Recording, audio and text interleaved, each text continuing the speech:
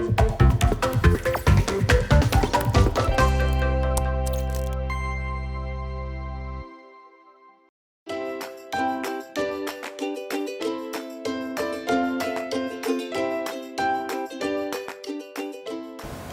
to the Owner's Class video for the Singer Simple 3232 sewing machine.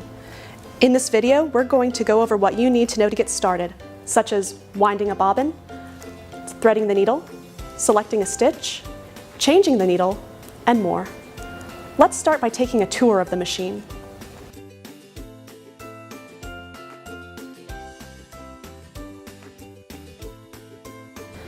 The first thing we're going to do is plug in the machine and turn it on. And you'll know the machine is on when the light comes on. On the side we have the hand wheel. On the top we have the bobbin winding stopper and bobbin winding spindle, the carry handle, the spool pin where we'll put our thread when we thread the machine, the stitch width dial to adjust the width of our stitches, the tension dial to fine-tune the look of our stitches, the bobbin winding tension disc, a metal threading guide, another metal guide, the take-up lever, which will be really important when we thread the machine. On the front, we have the reverse lever, the stitch length dial, and the stitch selector dial. Down by our needle, we have the built-in needle threader, the needle, the all-purpose foot, and behind the all-purpose foot, we have the presser foot lifter, which raises and lowers our presser foot. When we remove the accessory tray, we expose the free arm of the machine. And when we open the door, we have accessories inside. In this pouch, we have some essentials like needles, extra bobbins, a spool cap, and some additional presser feet, as well as a buttonhole foot. Let's take a look at some of those extra presser feet that come with our machine. In addition to the all-purpose foot that's already on your machine, you get the buttonhole foot for making buttonholes, the button sewing foot for sewing on buttons, and the zipper foot, used for inserting zippers into your projects, but it can also be used for piping. Now let's wind a bobbin.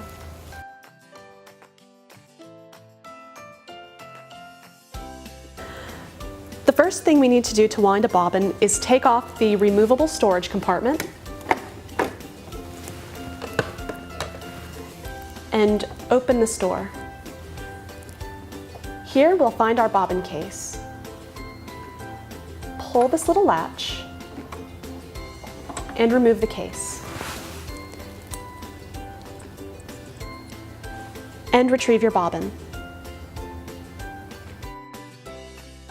This machine uses Class 15 transparent bobbins.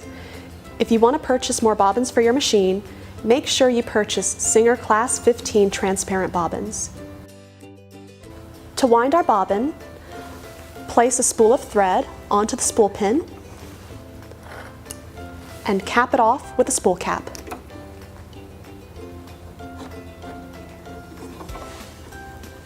Bring the thread to metal guide number 1 and clip it in. Now I'm going to bring the thread down to number 2, the bobbin winding tension discs, and make sure the thread is snug in between those discs. Then I'm going to bring the thread over to number 3, which is our bobbin winding spindle. The bobbin doesn't have a designated top or bottom, so make sure you thread the thread in and out the top of the bobbin. Hold on to the thread tail and click the bobbin into place on the bobbin winding spindle. Make sure the bobbin is all the way on the spindle so that the thread doesn't accidentally wind around the spindle itself. Move the bobbin winding spindle over to the right, hold on to the thread tail, and press the foot control to begin winding.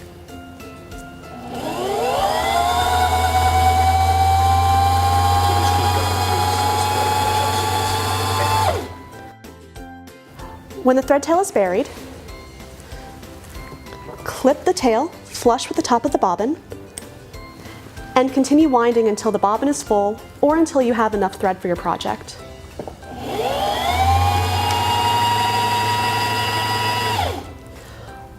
When you're done winding your bobbin, move the bobbin winding spindle back to the left, remove the bobbin,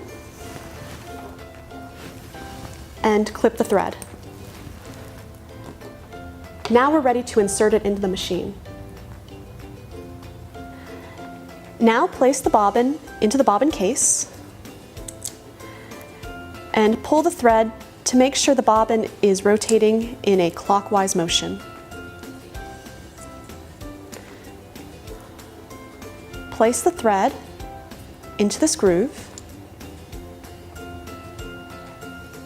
and bring the thread under the metal plate. You will feel and hear it click into place. Now hold on to this latch on the front of the bobbin case and insert it, and you will feel it set into place. This finger will be pointed up towards the top of the machine. The first thing I'm going to do before threading the top of my machine is raise the presser foot. Next, turn the hand wheel towards you so that the needle is in the highest position. You will also notice that the take-up lever is clearly visible. If you've just wound a bobbin, the top of your machine probably looks like this. Remove the thread from the bobbin winding tension discs. The thread is already in metal guide number 1. Bring it around metal guide number 2 and bring it down number 3. Do a U-turn at number 4 and bring it up to the take-up lever and go from the right to the left and bring it back down. You'll see the thread go into the eye of the take-up lever. Bring the thread down to number 6 and slip it into the guide right above the needle.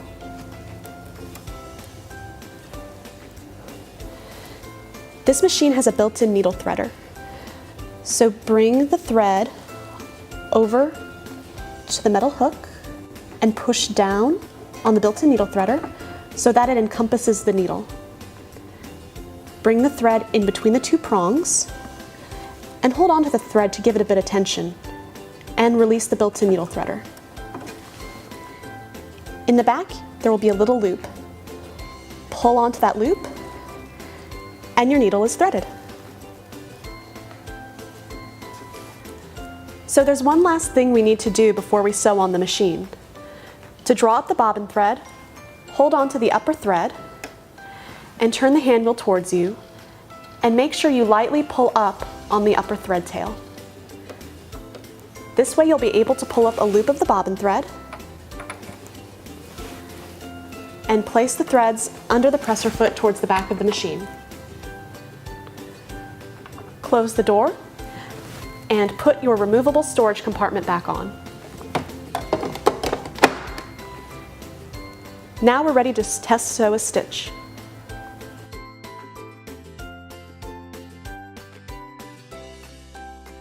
Before we do a test stitch out on our machine, make sure this machine is selected for a straight stitch. If it's not, turn your stitch selector dial so that the straight stitch icon is in line with the gray dot above. Make sure your stitch length dial is set between 2 and 3, which is a standard length for a straight stitch. And make sure your stitch width dial is set to 0. Now place your test piece of fabric under the presser foot, lower the presser foot, and press your foot control to begin sewing.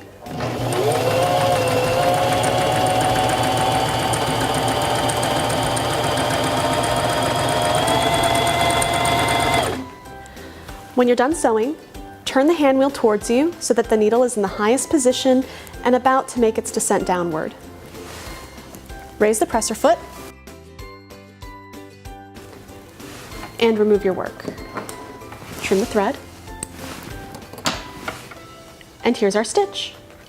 It looks good on the top, and it looks good on the back, so it means our machine is threaded properly. If the stitches look good on top,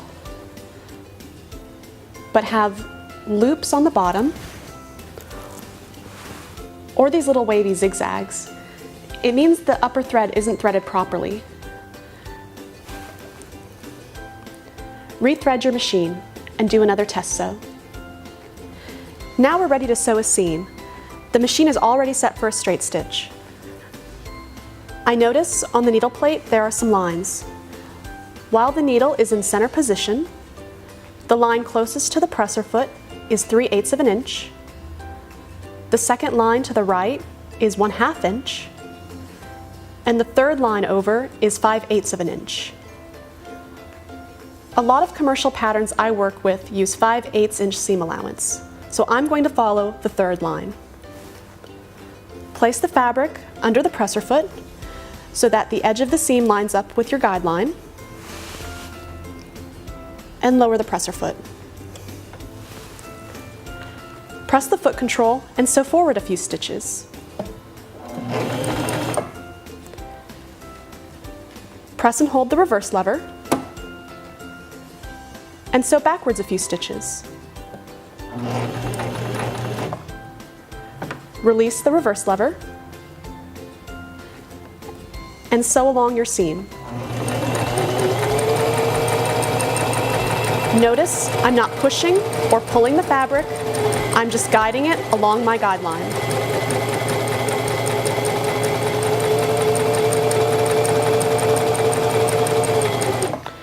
Stop at the end of the fabric, press and hold the reverse lever, and sew backwards a few stitches.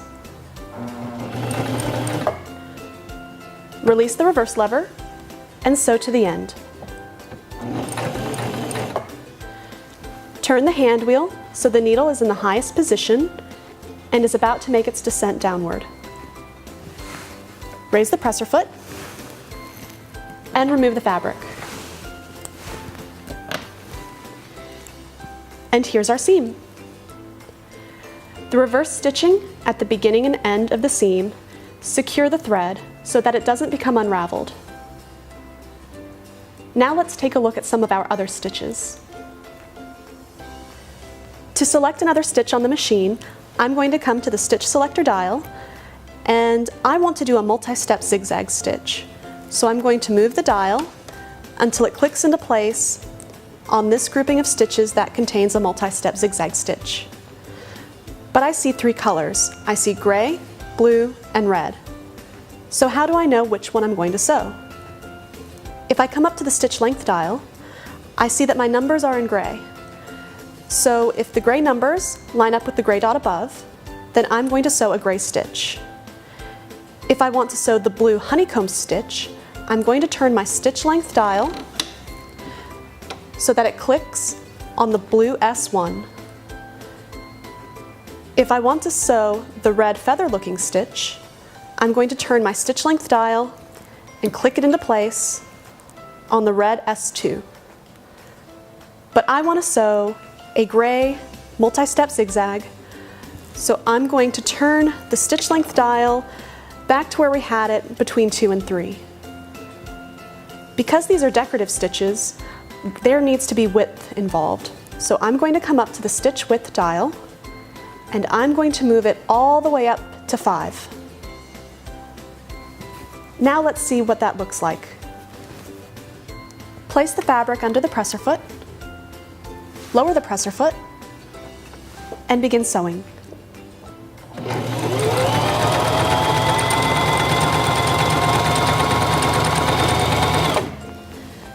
Turn the hand wheel towards you so that the needle is in the highest position, about to descend downward. Raise the presser foot. Remove the fabric and trim the thread. And there's our multi-step zigzag stitch.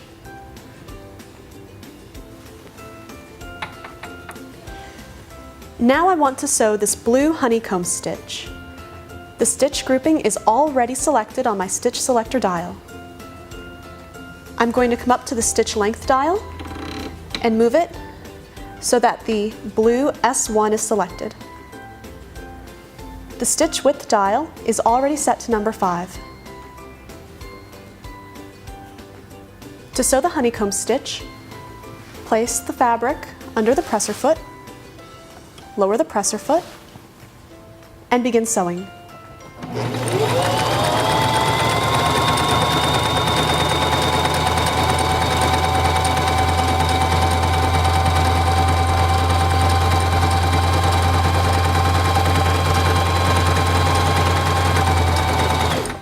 When you've reached the end of the fabric, turn the hand wheel towards you so that the needle is in the highest position, about to descend downward. Raise the presser foot. Remove the fabric from under the presser foot and trim the threads. And there's our honeycomb stitch. Lastly, I want to sew the red feather stitch. The stitch grouping is already selected on my stitch selector dial, and I'm going to come up to the stitch length dial and turn it so that the red S2 is selected. And the stitch width dial is already set to number 5. Now to sew the feather stitch, place the fabric under the presser foot, lower the presser foot, and begin sewing.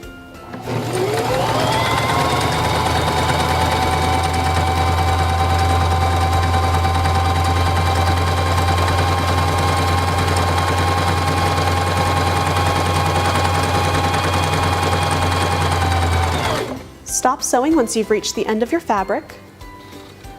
Turn the hand wheel towards you so the needle is in the highest position, about to descend downward. Raise the presser foot.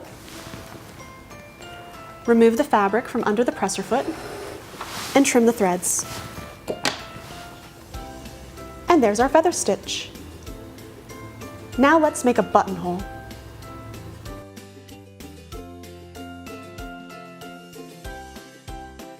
The first thing you need to do when making a buttonhole is stabilize the fabric. Then, move your button to where you want the buttonhole sewn on your project.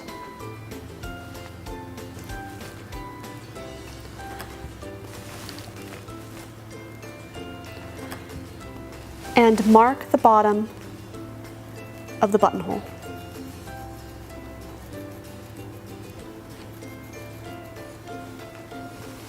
Then create a perpendicular straight line to act as a guideline for our buttonhole.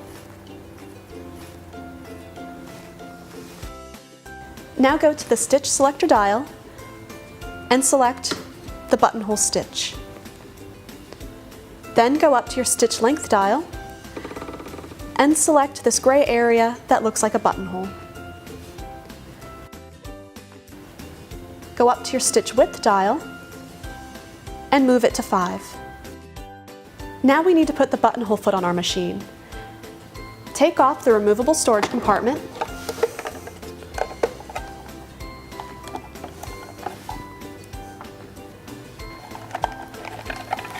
and retrieve the buttonhole foot. Raise the top of the buttonhole foot.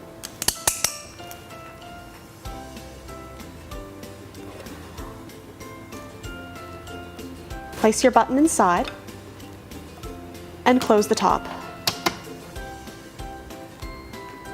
so that your button is snug inside. Put the removable storage compartment back on the machine. To remove the all-purpose foot already on the machine, grab the all-purpose foot and push it toward you, and it will snap off. Place the buttonhole foot so that the metal bar lines up with the opening of the shank, and push it away from you, and it will snap into place. Then, slide the buttonhole lever down and push it back.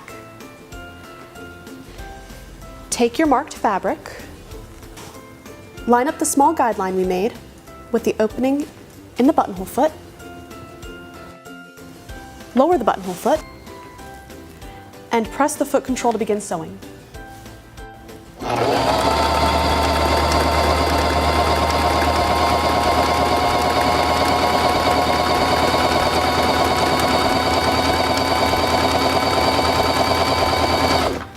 Once the buttonhole is complete, turn the hand wheel so that the needle is in the highest position, about to descend downward.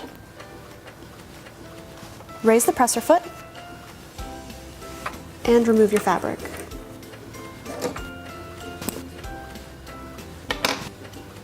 And there's our buttonhole.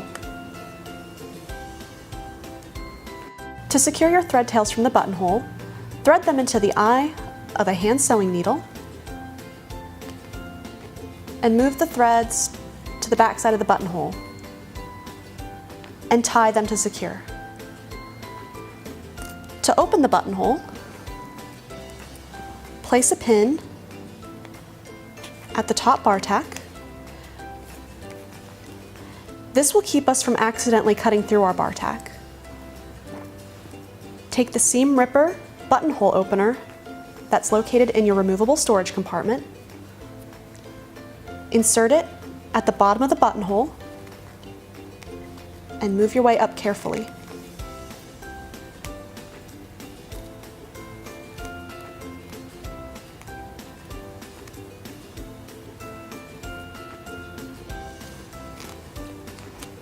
Remove the pin, and there's our buttonhole.